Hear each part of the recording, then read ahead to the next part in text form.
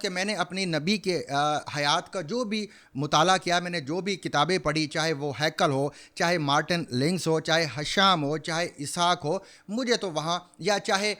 رفیق ڈوگر صاحب کی الامین ہو، مجھے تو وہاں دکھ ہی دکھ نظر آئے ہیں۔ جس کا باپ، خوبصورت شکل والا باپ عبداللہ، اس کی پیدائش سے پہلے ہی رخصت ہو جائے، پھر آمنہ بھی فوت ہو جائے، اور اس وقت آپ کی عمر محض 6 سال ہو، اور ابھی آپ کے کھیلنے کے، ابھی آپ کے لاڈ کرنے سے، باپ سے لاڈ اٹھوانے کے دن ہو، ماں کی گود میں پناہ لینے کے دن ہو، اور وہ دونوں ان کو نظر نہ آئیں۔ ایک ایسے معاشرے میں جہاں ایک یتیم کی کوئی قدر و منزلت نہیں ہوتی، جہاں باپ کے حوالے سے ہی انسان سر اٹھا کر چلتا ہو،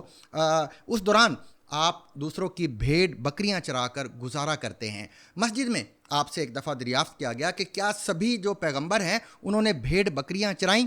تو انہوں نے جواب دیا ہاں۔ تو پھر آپ سے پوچھا گیا کہ آپ نے بھی؟ تو آپ نے جواب دیا ہاں میں نے بھی۔ وہ ایسے گڈریے تھے۔ پھر ان کے دادا عبد المطلب بن ہاشم نے انہیں سنبھالا۔ عبد المطلب جب فرش پر بیٹھتے تھے تو ان کے بیٹوں میں سے کسی کو یہ ہمت، یہ جسارت نہ ہوتی تھی کہ وہ آپ کے برابر بیٹھ جاتے۔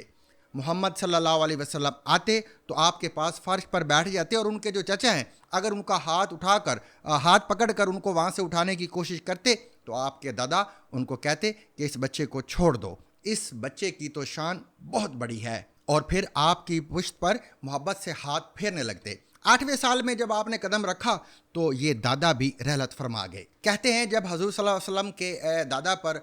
رحلت کا وقت آیا اور انہیں اپنی موت کا یقین ہو گیا، تو انہوں نے اپنی 6 بیٹیوں یعنی آپ صلی اللہ علیہ وسلم کی پھوپھیوں سے کہا کہ تم سب مل کر مجھ پر گریہ زاری کرو تاکہ میں مرنے سے پہلے سن لوں کہ تم کیا کہو گی۔ اور انہوں نے سب نے مل کر ماتم کے شعروں میں اپنے جذبات کا اظہار کیا، اور ان سب کے یہ اشعار آج تاریخ کا حصہ ہیں۔ پھر ان کے چچا نے، نہ ابو لہب نے نہ ابو جہل نے، کیونکہ وہ بھی آپ کے چچا تھے، بلکہ ابو طالب نے آپ کے سر پر ہاتھ رکھا۔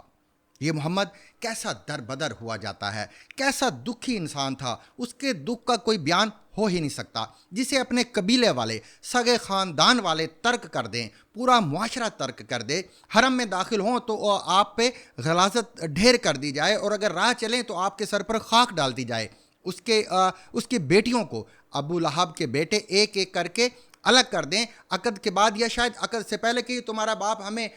کس راہ پر لگا رہا ہے، یہ ہمارے خداؤں کو کیوں جھوٹا کہتا ہے، اور خود چھپ چھپ کر اپنے رب کے سامنے کیوں سجدہ ریز ہوتا ہے۔ اس کے چاہنے والے، جو آپ صلی اللہ علیہ وسلم کے چاہنے والے تھے اور آپ کی باتوں پر یقین رکھنے والے تھے، ان کو مکہ چھوڑنے پر مجبور کر دیا جائے اور وہ حبشہ میں پناہ لینے پر مجبور ہو جائیں، جن میں حضرت عثمان بھی شامل تھے۔